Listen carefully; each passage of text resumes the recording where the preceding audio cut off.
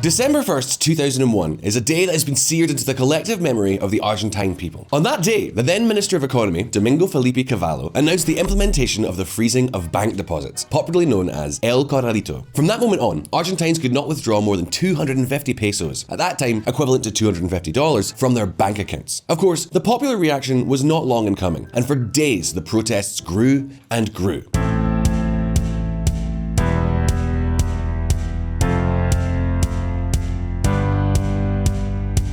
The iconic image that has remained in the collective memory has been that of groups of people gathered in front of bank branches and headquarters, banging pots and pans and demanding the full return of their deposits. The chaos was so great that a little more than 2 weeks later, on the 20th December, President Fernando de la Rua was forced to resign after a day of protests in the Plaza de Mayo that resulted in at least 29 deaths. 20 years have passed since then, and here on VisualPolitik, we are wondering a few things. Why exactly did the Corralito happen? What were the real reasons for the biggest economic crisis in Argentina's history? And perhaps the most important question of all, is there a chance that we will see a similar situation again? Listen up. Road to the Abyss.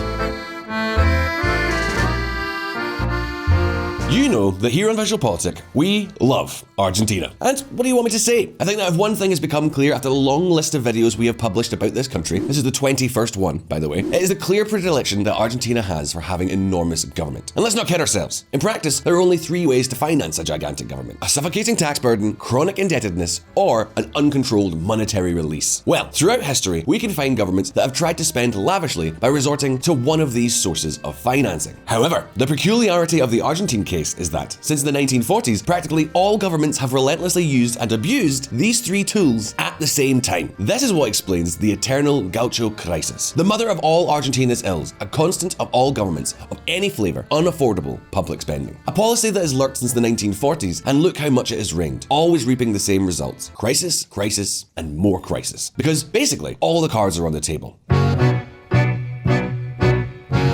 The problem with debt is that it has to be repaid and refinanced. And when you don't do that, the financing becomes scarce and more expensive. Then, on the taxation side, it's the same old story. As private sector incomes fall and contract, revenue collection ends up decreasing in the medium term, and the informal economy is also encouraged. Therefore, the various governments were left with no other choice but to throw themselves into the arms of monetary issuance to keep up with their policies of more and more public spending. The abuse of this tool has been such that it has made skyrocketing inflation a chronic evil of the Argentine economy. An economy that went through a process of very strong hyperinflation between 1989 and 1990, which, as economists Pablo Guido and Gustavo Lazari argue, meant the death of money.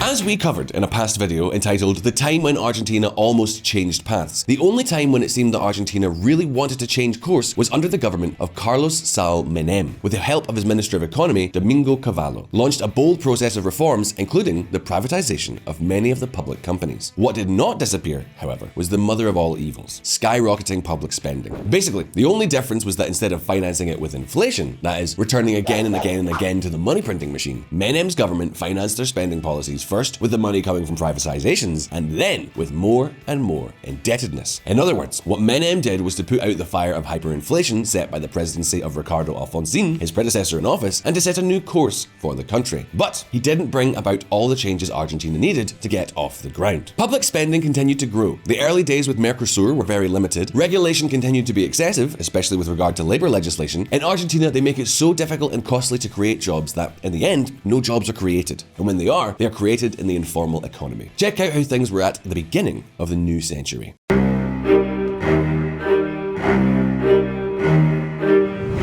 For every $100 that appears as gross income on a worker's pay stub, only $82 goes into his pocket. Meanwhile, the employer has to pay $133 for that $100 of gross income. This means that for every $82 that a private worker actually receives, the employer has to pay $133. Pablo Guido and Gustavo Lazari, Apuntes sobre la Economía Argentina, 2003. And be careful, because today, things are still the same, or worse. To make matters worse, going back to the Menem era, many of the privatizations were done in such a way as to create captive markets that remained in the hands of friends of the government. Things got better, but not so much in the background. So, when Menem left the government, the country still had many problems. Argentines didn't know, but the Corralito was already in the making. TikTok.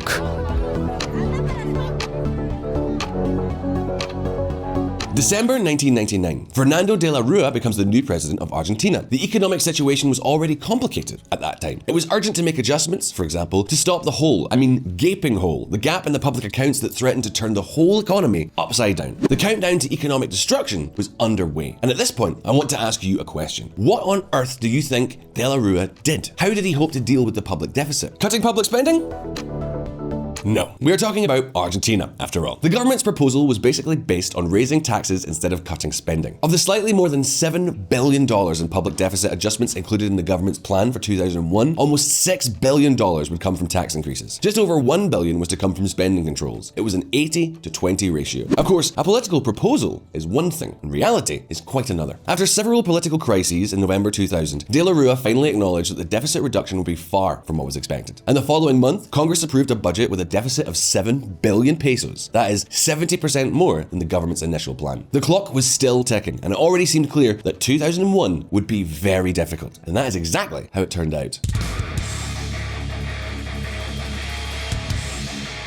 The year 2001 was a catastrophe. Investment fell by 45%, consumption by almost 10%, and unemployment continued to rise. The unemployment rate reached 18%, and protests led by the Peronist opposition intensified. De la Rúa faced 8 national strikes in his 2 years of government, in which pickets also emerged. That is, organized groups linked to trade unions that during their protests cut off roads, streets, and economic activity. In such a context, distrust was almost total, which caused bank deposits to plummet by 20%. Nobody had any confidence in the future of the Argentine economy. Everything that could be saved had to be saved. To try and reverse the situation, de la Rúa decided to place an economist in favor of adjusting public spending, Ricardo Lopez Murphy, at the head of the Ministry of the Economy. He lasted 15 days. The government only had one bullet left: to throw itself into the arms of the father of the reform of the Menem era, Domingo Felipe Cavallo. In order to maintain public spending, banks and pension funds were forced to buy public debt, while a mega swap was approved to convert short-term debt into long-term debt at higher interest rates, which is to say, kick the problem into the future. As you can see, there was all kinds of juggling in order not to put their hand where it was needed, in public spending. And what did you expect? That something different would happen this time? Well, evidently not. It was an impossible situation. The government no longer had valuable assets to privatize and raise money. International financing was closed. The IMF said that without spending cuts, they could not count on it. And if the government resorted to monetary issuance, that is, central banking, people immediately ran to the exchange their pesos for dollars in anticipation of what might happen, making it harder to maintain the exchange rate while reducing foreign exchange reserves. Things went from bad to worse. All that remained was to wait for the outbreak of the crisis.